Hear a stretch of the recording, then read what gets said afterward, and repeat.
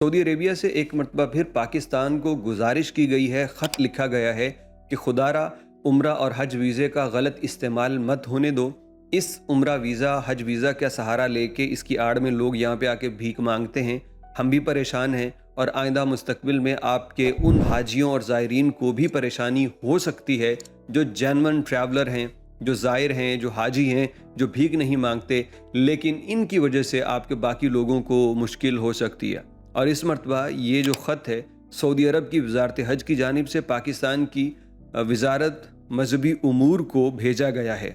इसके बाद सेनेट के अंदर कहते हैं कानून भी लाया जा रहा है, मुख्तलिफ तरह की फुर्तियाँ दिखाई जा रही हैं, लेकिन ये ख़त की ज़रूरत क्यों पेश आई जब हमें पता है कि हमारे लोग कई सालों से जाके ये काम कर रहे हैं, तो हम उसकी रोकथाम के लिए कोई काम क्यों नहीं करते। चंद दिन पहले आपको बताया था मोहसिन नकवी सऊदी जो सफ़ीर हैं नवाब सईद अल मालकी, उनसे मिला। उनसे मिलने के बाद ये इरादा किया गया कि हम जो हैं कोई भिखारी अभी नहीं जाने देंगे, लेकिन उसके बावजूद जो केस हैं वो रुकने का नाम नहीं लेते।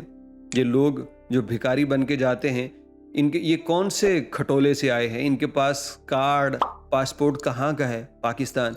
इनको भेजने वाले कौन हैं, पाकिस्तानी। कहाँ रहते हैं, पाकिस्तान के अंदर। उनकी डिटेल सब कुछ है, लेकिन उनके खिलाफ कार्रवाई करने में आप इतने कमज़ोर क्यों हैं। अभी बताया गया है कि उम्रा एक्ट नामी एक नया कानून लेके आ रही है पाकिस्तान की वजारत मजहबी उमूर, और उसके मुताबिक अब होगा ये कि जितने भी हज और उम्रा टूर ऑपरेटर्स हैं उनको रेगुलेट किया जाएगा। हैरानी होती है सुन के कि इतना बड़ा काम करने वालों को इससे पहले आपने रेगुलेट ही नहीं किया था। आपने इन लोगों को ऐसे ही छोड़ा हुआ था, जिसका दिल चाहे वो उम्रा या हज करता रहे। हमने तो ये सुना था कि इन तमाम लोगों के लाइसेंस होते हैं, हज का लाइसेंस, उम्रा का लाइसेंस, उसके बगैर कोई वीज़ा प्रोसीड नहीं करवा सकता। अब हमें आज पता चल रहा है कि हम कंपनियों को रेगुलेट करने की बात सुन रहे हैं। अगर ये रेगुलेट आपने अब करना है तो इससे पहले क्या मतलब कोई निज़ाम ही नहीं था। जिसका दिल करता था वो वीज़े लगवा के लोगों को भेज देता था। पहले भी निज़ाम था।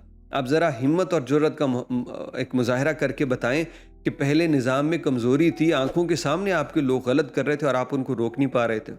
सऊदी हुकूमत बार बार कभी सफ़ीर कभी अपनी वजारत के ज़रिए हमसे दरख्वास्त कर रही है कि खुदारा इस काम को रोको, वरना तुम्हारे इन 2 नंबर बंदों के साथ 1 नंबर बंदे भी पिस जाएंगे, उनको भी वीज़ा के हुसूल में मुश्किल होगी, उनके ऊपर भी ऐसी ही सख्तियाँ लग सकती हैं जैसे यूएई ने हमारे ऊपर इस वक्त लगा रखी हैं।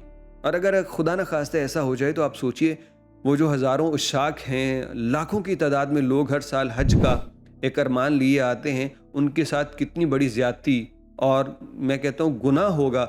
सब मिल के करेंगे ये लोग जो इस किस्म का काम कर रहे हैं, 2 नंबरी कर रहे हैं।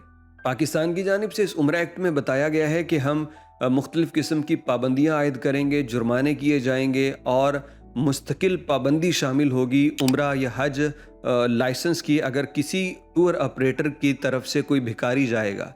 हालांकि इससे पहले हमने देखा कि ये भिखारी जो हैं ये खुद हिस्सा देते हैं टूर ऑपरेटर्स को, ये उन कंपनीज़ को हिस्सा देते हैं वहाँ पे जाके इस काम के करने के। लेकिन एक बार फिर समझ लीजिए कि सऊदी वजारत ने हम पे एहसान किया है। वो बजाय इसके कि पाबंदी लगाएं, वो हमें कह रहे हैं कि यार आप कुछ कर लो, आप इनको रोक लो। हमने रोका तो फिर सबको दिक्कत होगी, लेकिन बावजूद बार बार दरख्वास्त करने के अगर हम इसको नहीं रोकते तो फिर कल को हमारा कोई गिला नहीं बनता किसी मुल्क से कि फ़लाँ मुल्क ने हमारे ऊपर पाबंदी लगा दी, हमें वीज़े नहीं दे रहा, ये नहीं कर रहा।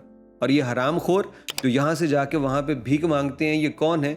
ये हमारे ही लोग हैं, इनके गली मोहल्ले हमें पता है। बंदा इनके घर जाके इनको थोड़ी सी शर्म दिलाए जब ये पाकिस्तान आए कि खुदा का खौफ करो।